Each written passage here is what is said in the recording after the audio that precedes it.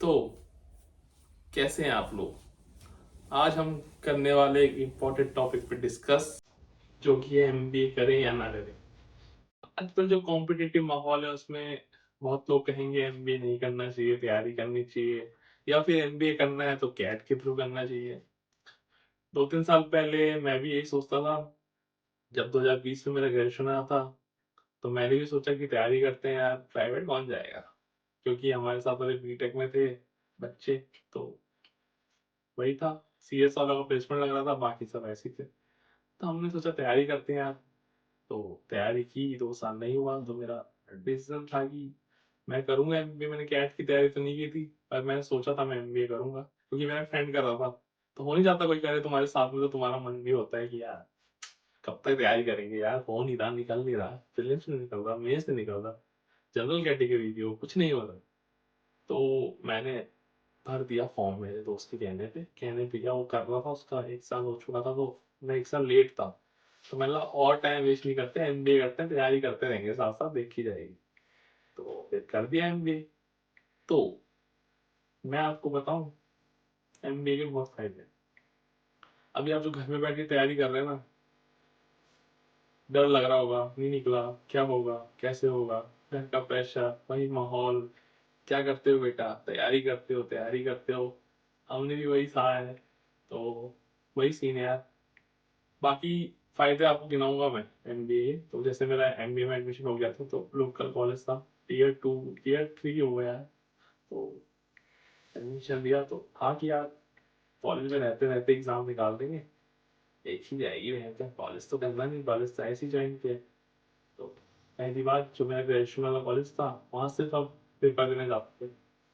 दोस्तों से जो सुना था कि कॉलेज का माहौल होता है, मजा आता है, तो हमने बोला चलो वो भी एक बार देख लेंगे यार, कैसा माहौल होता है, क्या होता है।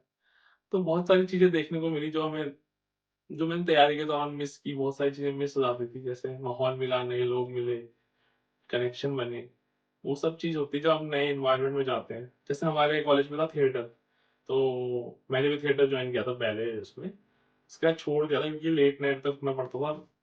मैं जॉब करता था उस टाइम, तो एमबीए के साथ मैं जॉब भी करता था। वो मैं एमबीए से पहले से ही करता था। तो वो फिर उन्होंने मुझे कंटिन्यू करने के लिए बोला। वो मेरे मैनेजर अच्छे थे, उनको पता था मैं काम, जब आप काम करके देते हो तो आपको हर कोई रखना चाहता है।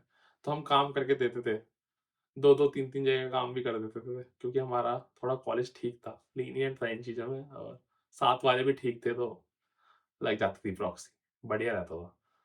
हाँ, तो मैं कहा था थिएटर में, तो थिएटर थिएटर गया तो अच्छा लगता था। थिएटर है, नई चीज़ें, नए लोग मिलते थे, बढ़िया करते थे यार। वो तो हम तो सीख ही रहे थे, तो ज़्यादा टाइम किया भी नहीं। फिर दूसरा हमारे कॉलेज में लैंग्वेज डिपार्टमेंट था, तो उनके हमेशा फंक्शन होते रहते थे, कुछ ना कुछ होते रहता था, नए नए गेम्स वगैरह खिलाते रहते थे, डिशेस। तो वो तो अटेंड करना ही करना है, ठीक है, जॉब चाहे जॉब छूट भी जाए हाफ डे में, पर वो देख के जाना है। फिर हमारे वहाँ स्पोर्ट्स था, स्पोर्ट्स में ही मजा आता था भाई। मैंने भी वॉलीबॉल में पार्टिसिपेट किया था, तो मजा आता था वॉलीबॉल खेलने में, सब चीज़ वगैरह करते थे तो अच्छा लगता था। फिर हमारे वहाँ फेस्ट वगैरह होते थे, ठीक है। गवर्नमेंट कॉलेज टाइप था मेरा, फीस भी कम थी, पर मजे सारे रहते थे, फेस्ट भी होता था तो उसमें भी अलग माहौल मिलता था।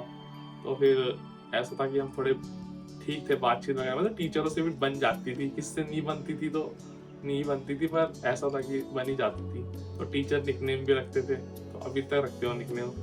कि मैं जैसे कल परसों मैंने फ़ोन किया था अपने सर को, तो वो मेरे को रियल नाम से नहीं पहचाना, सब पूछ लिया बैच वूच, बिल्कुल नहीं पहचाना। अचानक से बोला अच्छा, वो निकनेम से बोला, तो फिर पहचाने। तो ऐसा इंपॉर्टेंस होता है, तुम्हारा रिलेशन बन जाता है टीचर से, नई नई चीज़ें सीखने को मिलती है, सपोर्ट भी करते हैं टीचर। फिर हमारे कॉलेज में एक एंटरप्रेन्योरशिप डिपार्टमेंट भी था अलग से, जो कि उत्तराखंड गवर्नमेंट से ही फंडेड था। तो हमारे जो उसका बूट कैंप था हमारे कॉलेज में ही था, तो उसमें भी जाते थे हम, मस्त मस्त आइडिया देते थे। मैंने एक बार आइडिया दिया था, क्योंकि मैंने पास्ट में 3-4 बिजनेस कर चुके हैं जो कि चले नहीं, उनका भी मैं आपको बताऊंगा कभी नेक्स्ट वीडियो में, क्योंकि बहुत सारा एक्सपीरियंस रहा है। जॉब का ही बताऊंगा। फिर एमबीए के बाद मेरी जॉब भी लगी, उसके बाद बहुत सारी चीज़ें हुई, वो भी मैं आपको बताऊंगा। पर मेरा ये मानना है कि जब आप एक इन्वायरमेंट में रह जाते हैं ना, जैसे आप तैयारी भी कर रहे हो, आप किसी भी चीज़ की तैयारी कर रहे हो, एसएससी, बैंक, कैट, तो मेरा मानना है कि आपको 2 साल से ज़्यादा नहीं देना चाहिए मेरे हिसाब से। बाकी सबका अपना अपना चॉइस होता है, सबका अपना अपनी डिफ़िकल्टी होती है, परेशानी होती है। क्योंकि मेरा भी 2020 के एंड में हुआ था, तो मैंने भी 2 साल दिए, उसके बाद मैंने जॉब पकड़ ली थी। फिर दोस्त MBA कर रहा था तो MBA ज्वाइन कर लिया था। तो सही रहा सिस्टम, मतलब पैसे की कमी नहीं हुई, जॉब के थ्रू पैसा आता था और सही रहता था, मजे भी करते थे। और उसके बाद एग्जाम भी निकलने लगे कि जब मैं 2 साल तो मेरा प्रीलिम्स में निकलता, जब मैं MBA में गया तो मैं थोड़ा चिल सा हो गया कि मेरे पे ऑप्शन है, बैकअप है, प्लान बी टाइप है, तो मैं कर सकता हूँ कुछ ना कुछ। तो मेरे एग्जाम निकलने लगे, प्रीलिम्स निकला, मेंस भी दिया, ये सब चलता रहा। मतलब कि अच्छा रहा कि चलो कि इंटरव्यू भी दिया एक जगह, एक बैंक का इंटरव्यू भी था, वो मैं आगे बताऊंगा आपको अपनी जर्नी के बारे में। तो मतलब ये होता है कि तुम रिलैक्स हो जाते हो तो तुम्हारा पेपर अच्छा जाता है, क्योंकि जब आप एक ही चीज पे फोकस रहते हो तो आप सोचते हो यार इसके अलावा तो मेरे पे ऑप्शन ही नहीं है, सब आगे बढ़ गए, यार मैं तैयारी कर रहा हूँ, ऑप्शन ही नहीं है, तो वो सीन रहता है। तो करना चाहिए आपको कुछ।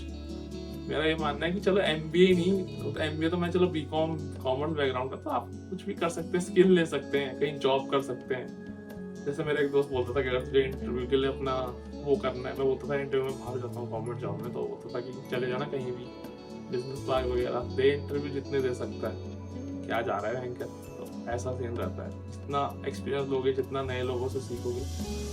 और जैसे MBA में भी हमारे साथ एक्सपीरियंस बच्चे भी थे जो जॉब करके छोड़ के आ चुके थे, 7-7 साल का एक्सपीरियंस था, तो बताते थे यार कि ठीक है, ऐसा कुछ नहीं है, चिल करते थे कि कोई दिक्कत नहीं। जैसे हमारे एक साथ का था, हमसे थोड़े सीनियर थे, बोलते थे, हमसे बोलते थे यार प्रोजेक्ट नहीं हो रहा, तो हमारी क्लास में 40 बच्चे थे, तो बोलते थे कि जैसे जैसे 39 बच्चों का होगा वैसे तुम्हारा भी हो जाएगा भाई, कोई टेंशन नहीं है। तो ऐसा चिल माहौल था, तो बढ़िया रहता था। बाकी आगे कंटेंट आता रहेगा, कोई क्वेरी हो तो पूछें, बाकी अपनी जर्नी में बताऊंगा आपको, बाकी सारी चीज़ें बताएंगे।